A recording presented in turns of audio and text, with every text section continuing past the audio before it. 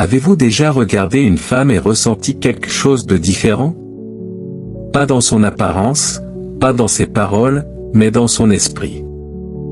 Peut-être l'avez-vous vu traverser le feu sans une trace de fumée sur sa peau.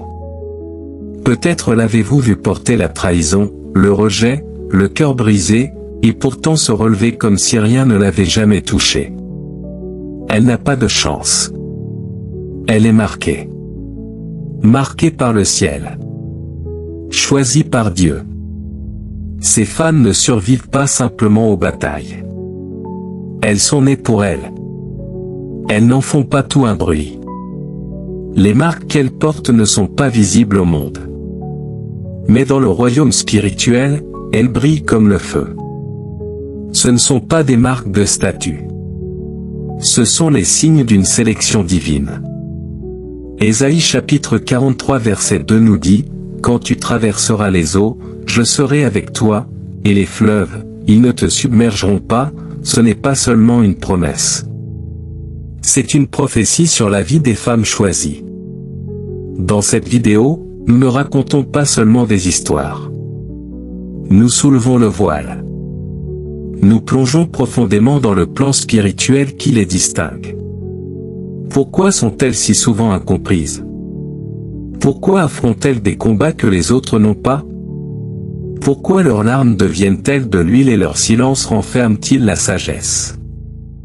Parce qu'elles n'ont jamais été appelées à se fondre dans la masse. Elles ont été mises à part. Et si quelque chose en vous frémit en ce moment même, si votre esprit vous murmure « c'est moi », alors ce message est pour vous. Vous n'êtes pas brisé. Vous n'êtes pas oublié. Vous avez été choisi à la main par Dieu, affiné dans le feu, et investi d'une mission qui nécessite des cicatrices. Maintenant, alors que vous avancez dans ce rôle divin, je vous invite à déclarer que vous êtes prête.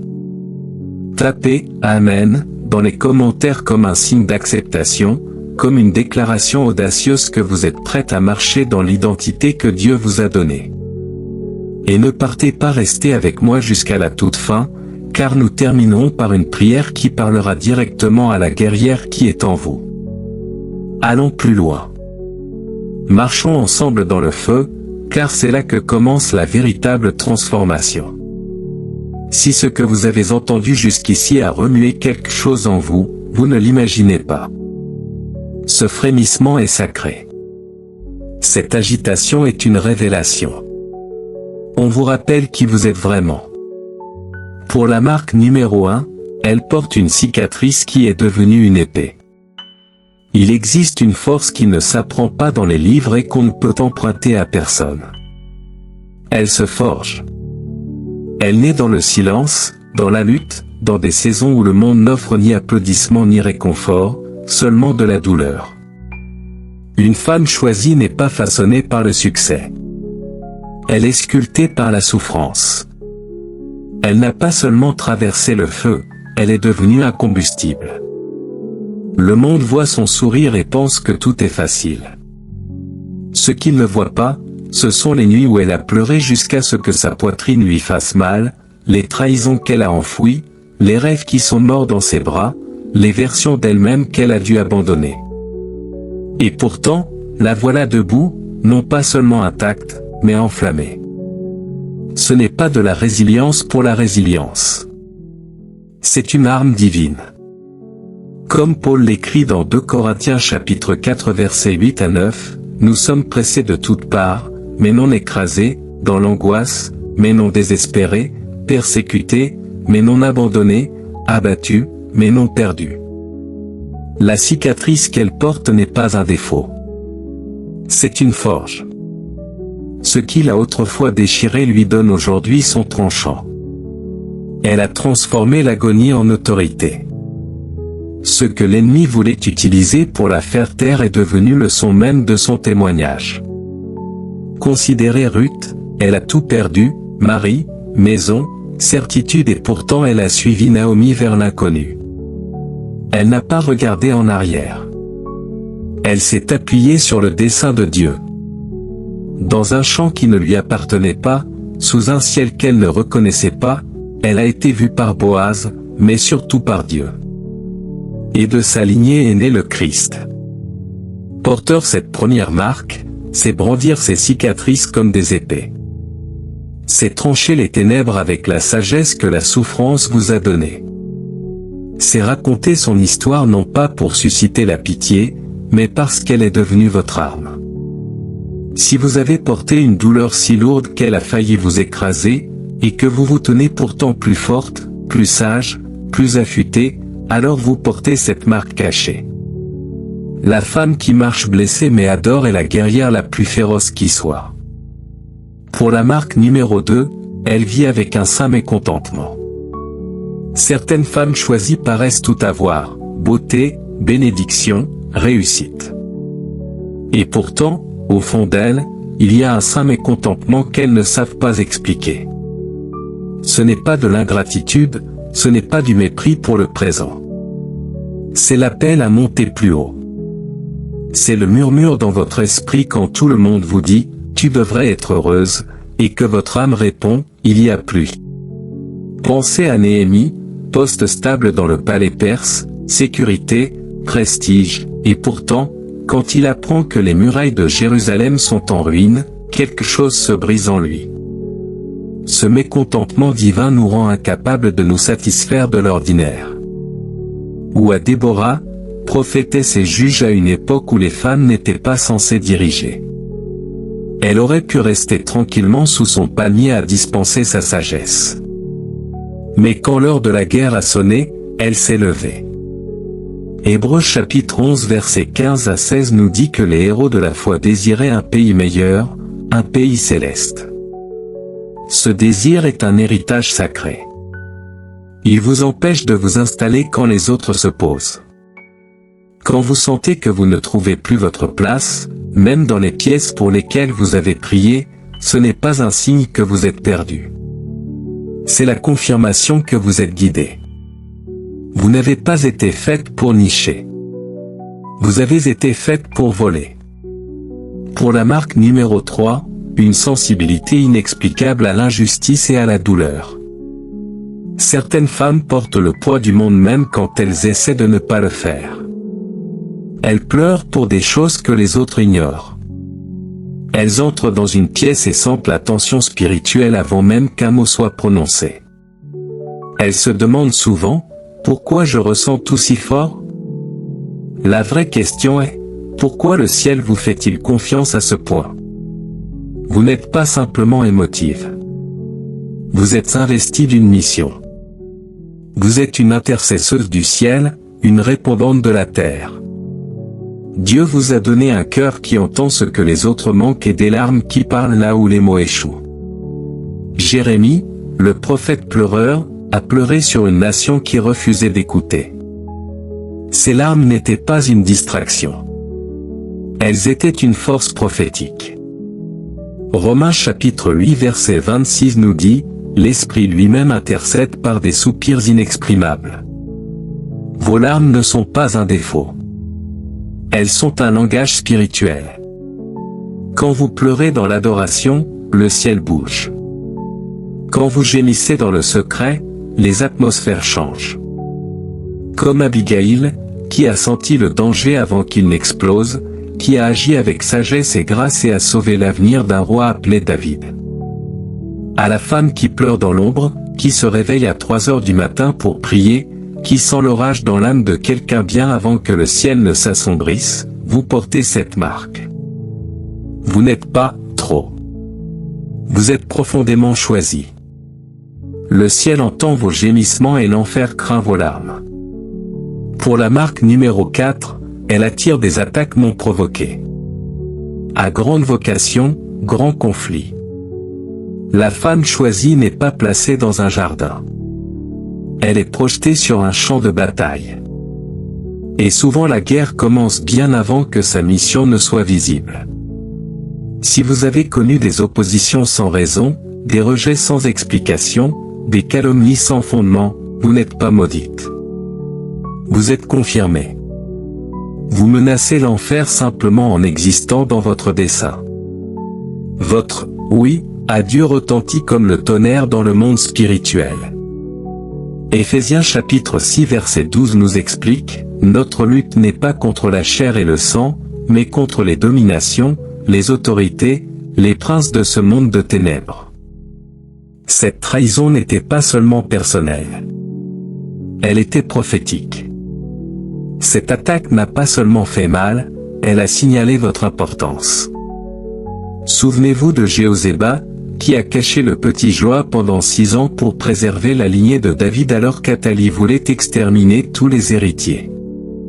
Elle n'était pas connue, elle n'était pas publique, mais son obéissance a eu un impact générationnel. Jésus lui-même a dit dans Luc chapitre 6 verset 22, « Heureux serez-vous lorsque les hommes vous haïront, vous excluront, vous insulteront et rejetteront votre nom comme infâme, à cause du Fils de l'homme. » Les flèches qui volent dans votre direction signifient que votre présence repousse les ténèbres. La pression que vous ressentez n'est pas une punition. C'est le signe que l'huile va bientôt couler. Pour la marque numéro 5, le schéma d'être incomprise et isolée. Il y a une douleur particulière à être entourée mais invisible, présente mais incomprise. La femme choisie connaît bien cette douleur, non pas parce qu'elle est confuse, mais parce que son appel est leur norme. Ses limites sont prises pour de la distance, son discernement pour du jugement, sa paix pour de l'orgueil. Elle traverse des pièces pleines de monde en ayant l'impression de n'être à sa place nulle part. Ce qui ressemble à du rejet est souvent une réorientation. Ce qui ressemble à de l'exil est souvent une élévation déguisée. Jésus lui-même se retirait souvent dans des lieux solitaires pour prier dans Luc chapitre 5 verset 16. S'il en avait besoin, combien plus nous? Agar dans le désert, chassée, seule, enceinte, et c'est là que Dieu se révèle comme, le roi, le Dieu qui me voit dans Genèse chapitre 16 verset 13. Élie tremblant dans sa grotte, Dieu ne s'est pas manifesté dans le vent, le feu ou le tremblement de terre, mais dans un murmure dans un roi chapitre 19 versets 11 à 12. David, oint mais ignoré, laissé dans les champs pendant que les autres festoyaient. C'est dans ces lieux solitaires qu'il a appris à adorer, à combattre et à marcher avec Dieu. Dieu cache souvent ce qu'il guérit. Il dissimule ce qu'il cultive. Vous n'êtes pas oubliés. Vous êtes formés. Ésaïe chapitre 30 verset 15 nous dit, « C'est dans le calme et la confiance que sera votre force. » Le désert est l'endroit où Dieu parle le plus fort, non pas parce qu'il élève la voix, mais parce que tout le reste se tait. Pour la marque numéro 6, elle grandit dans le noir. Il y a des femmes en ce moment même qui travaillent dans le silence, mères, soignantes, visionnaires, responsables de ministères. Elles servent, se sacrifient, s'aiment, et se demandent, est-ce que tout cela a un sens? Vous n'avez pas été enterré. Vous avez été planté. Il y a une différence sainte. Ésaïe chapitre 45 verset 3 nous dit, « Je te donnerai des trésors cachés dans les ténèbres, des richesses secrètes, afin que tu saches que je suis l'Éternel, qui t'appelle par ton nom. » Les racines ne poussent pas au soleil. Elles poussent dans la terre, comprimées, cachées, nourries là où personne ne voit. Anne la prophétesse a jeûné et prié dans le temple pendant des décennies, sans gloire, sans public. Mais quand le bébé Jésus a été présenté, c'est elle que Dieu a choisi pour proclamer sa destinée. C'est le cas de la veuve dans 2 Rois chapitre 4 dont son huile a multiplié derrière des portes fermées, dans l'intimité, dans le noir. À chaque femme qui se sent cachée, votre travail compte. Vos prières comptent. Votre obéissance invisible produit une force invisible. Les nuits où vous avez pleuré et où vous vous êtes quand même levé le lendemain. Les fois où vous avez servi sans remerciement. Dieu a tout vu. Ne méprisez pas votre saison d'obscurité. C'est dans le noir que les diamants se forment, que la foi devient inébranlable, et que Dieu prépare à dévoiler ses filles les plus rayonnantes. Pour la marque numéro 7, elle porte une joie inébranlable dans les lieux arides. Elle se réjouit non pas parce que les circonstances sont faciles, mais parce que son esprit est ancré. Pendant que les autres se recroquevillèrent sous la pression, elle sourit. Pendant la sécheresse, elle déclare « Tout va bien dans mon âme ». Sa joie n'est pas un optimisme naïf. C'est une sainte défiance. Habacuc chapitre 3 versets 17 à 18 dit « Quand le figuier ne fleurira pas, je veux me réjouir en l'Éternel. » Comme l'arbre planté près des cours d'eau dans Jérémie chapitre 17 versets 7 à 8, elle reste verte en temps de sécheresse. La femme dans le livre des Proverbes chapitre 31 rit des jours à venir, non pas parce qu'ils seront faciles, mais parce que sa paix est surnaturelle. Quand l'ennemi lance tout ce qu'il a et qu'elle lève encore les mains en adoration, c'est là que le ciel rugit et que l'enfer tremble. Car la tristesse peut se supporter, mais la joie est dangereuse. La joie est la preuve que l'ennemi n'a pas réussi à faire taire son esprit. Ces 7 marques cachées ne sont pas des signes d'échec. Elles sont la preuve d'une faveur divine. Vos cicatrices, votre solitude, vos fardeaux, vos percées, votre désir inquiet, votre force silencieuse, votre joie farouche sont les empreintes digitales de Dieu. Comme Paul l'écrit dans 2 Timothée chapitre 2 verset 21, celui qui se purifie, sera un vase d'honneur, sanctifié, utile au maître, propre à toute bonne œuvre. Si ces marques ont remué quelque chose en vous, ce n'est pas seulement une révélation, c'est une invitation. Commencez par faire de la place au silence. Ouvrez la parole chaque matin. Notez les schémas, les batailles, les endroits où vous avez grandi dans le noir. Prêtez attention à votre saint mécontentement. Pratiquez la joie comme une résistance. Dites non quand il le faut. Pardonnez encore. Priez encore. Reposez-vous sans culpabilité. Bénissez ceux qui vous ont mal comprises. Aimez sans attendre de reconnaissance. Ces marques ne sont pas seulement la preuve d'où vous venez. Elles sont la direction vers où vous allez. Vous n'êtes pas ordinaire. Vous n'êtes pas négligé. Vous n'êtes pas oublié. Vous êtes choisi. L'enfer vous craint et le ciel vous fait confiance. Vos cicatrices ne sont pas de la honte. Ce sont les signes que vous avez tenu bon, que vous avez été jugé digne d'être davantage façonné. Vous êtes marqué. Vous êtes puissante. Vous êtes choisi. Si ces paroles ont résonné profondément en vous, entrons maintenant dans un temps de prière. Prière finale. Père Céleste, nous venons devant toi le cœur ouvert, émerveillé et humble d'être choisi. Merci de voir chaque femme qui écoute ce message, non pas comme le monde la voit, mais comme toi tu la vois, marquée, puissante, mise à part. Pour celles qui portent des cicatrices de bataille que personne ne connaît, rappelle-lui que ces blessures n'ont pas été vaines, elles sont devenues des armes. Tu es proche de ceux qui ont le cœur brisé et tu panses leurs plaies, Psaume chapitre 147 verset 3. Pour celle qui lutte avec le saint mécontentement, remue son esprit pour qu'elle te fasse encore plus confiance. Montre-lui que son inconfort est le signe qu'elle grandit au-delà de son environnement. À celle qui ressent tout trop profondément, nous proclamons la paix. Tu lui as confié un cœur qui reflète le ciel. Que ses larmes deviennent des prières et sa sensibilité une force. Pour chaque femme attaquée, incomprise ou isolée, sois son défenseur, couvre-la de ton armure. Rappelle-lui qu'aucune arme forgée contre elle ne prospérera dans Ésaïe chapitre 54 verset 17.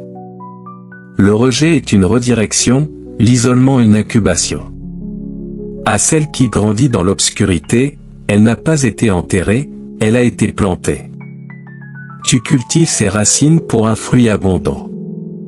Merci pour la joie inébranlable, cette joie qui n'a pas de sens pour le monde mais qui ancre son âme. Apprends-lui à rire des jours à venir parce qu'elle marche avec celui qui tient l'avenir. Nous déclarons aujourd'hui que chaque femme qui écoute n'est pas oubliée. Elle est choisie. Elle est marquée. Elle est puissante en toi. Au nom de Jésus, celui qui nous appelle par notre nom, Amen. Merci d'être resté avec moi jusqu'au bout de cette parole et de cette prière puissante. Si ce message a touché votre esprit, faites-le savoir, laissez un « Amen » dans les commentaires comme une déclaration de foi. Et n'oubliez pas de vous abonner pour ne jamais manquer une parole destinée à fortifier votre marche. D'ici la prochaine fois, restez enracinés, restez prêtes, et n'oubliez jamais, vous êtes choisis.